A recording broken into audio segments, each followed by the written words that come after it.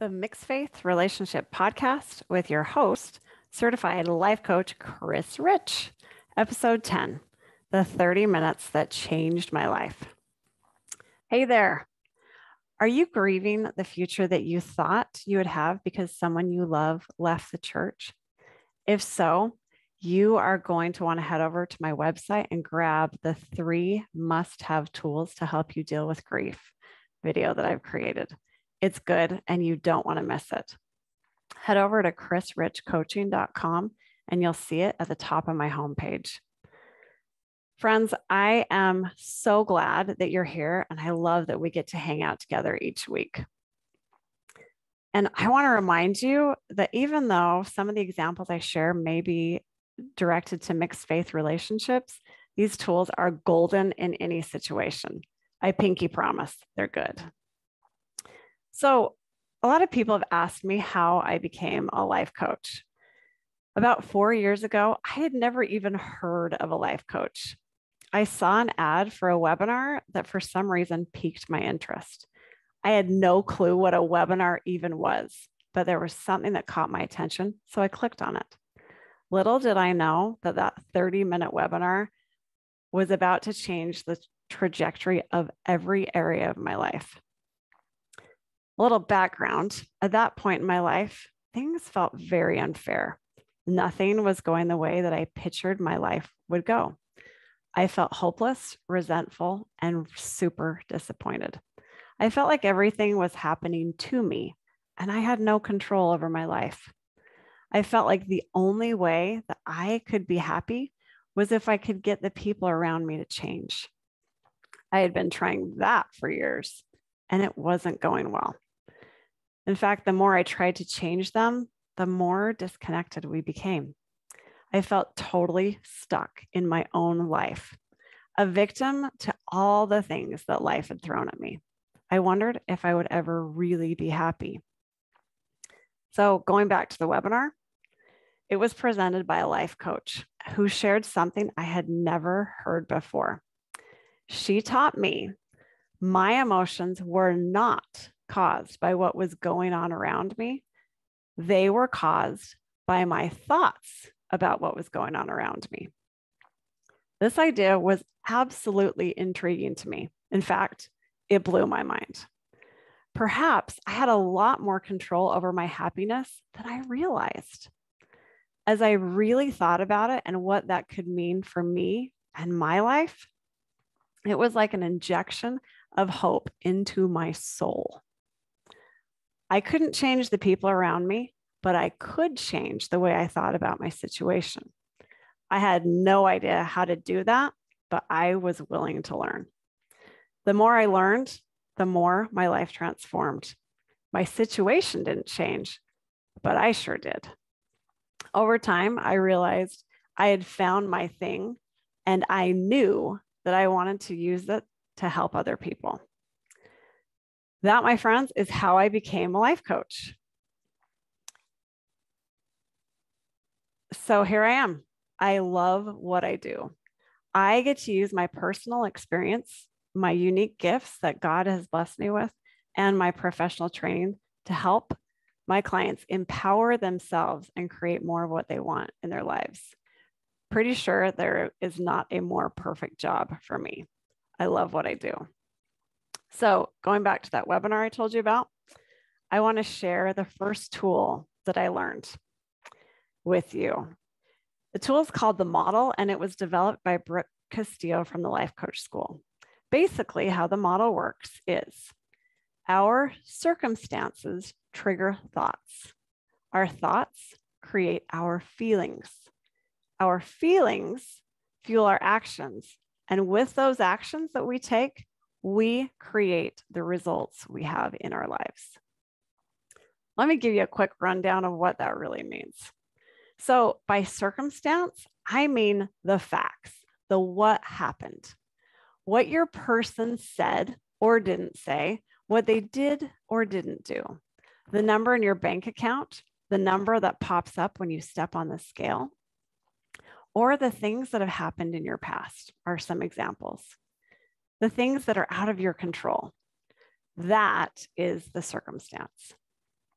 Well, my brain has all sorts of thoughts about that circumstance. With tens of thousands of thoughts each day, most of the time we don't pay any attention to the thoughts that we think. Yet those thoughts are so powerful because they create our emotions. Well, why does that matter? Well, my emotions are what I take action from or don't take action from. My actions matter because those are all the things I am doing in my life. And why does that matter?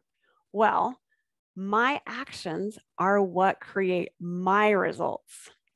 I may not have control over my circumstance, but I do have control over what I am thinking, how I show up in the world, and what I create for myself. This is the best news ever, you guys. This means we don't have to be stuck in our lives. We don't have to wait for other people to do things in order to make us happy. My circumstance does not make me happy or not. My thoughts create my emotions. I love what President Russell M. Nelson had to say.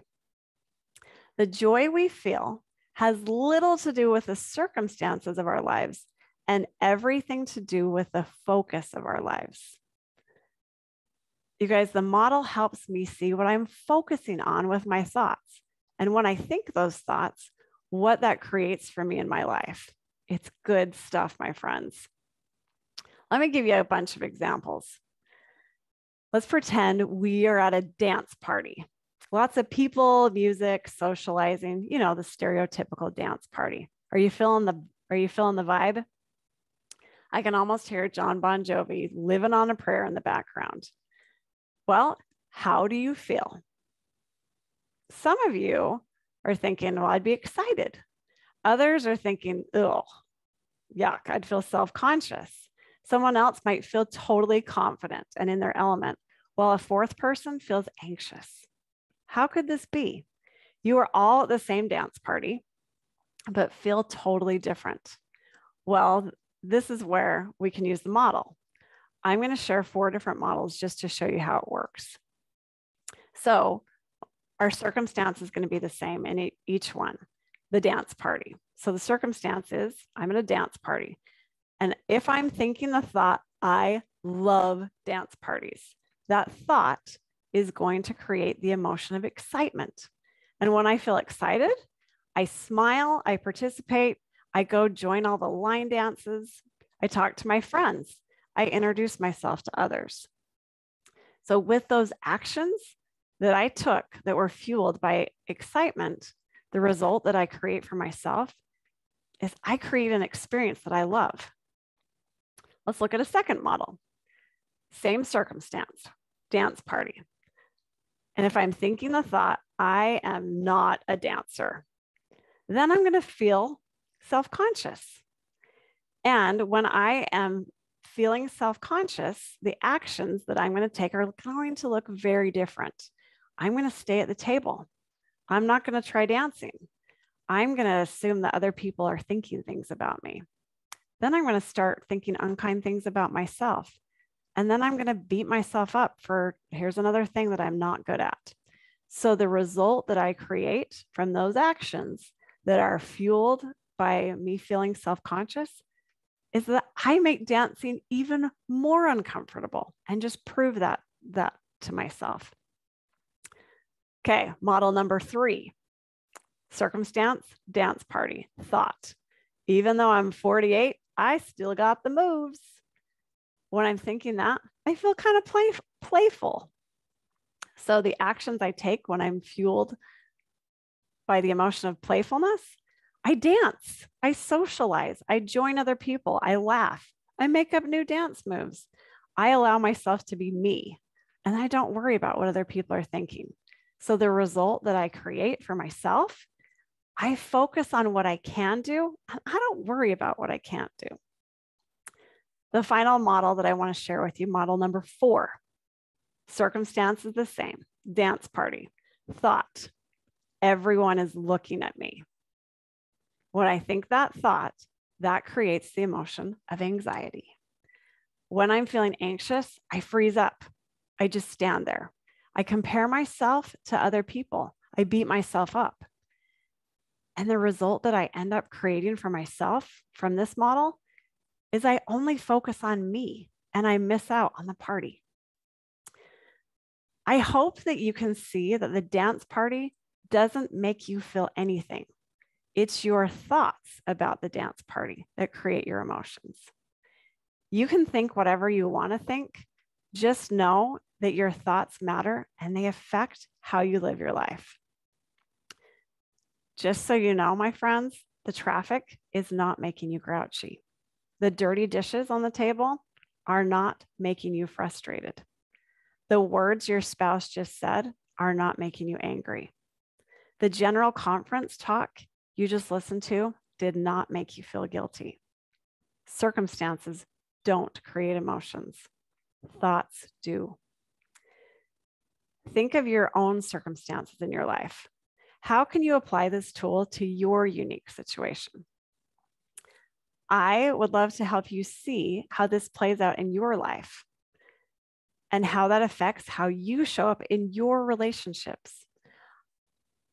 Hop on my website and sign up for a free mini session with me. And while you're there, remember to grab the 3 must-have tools to deal with grief video.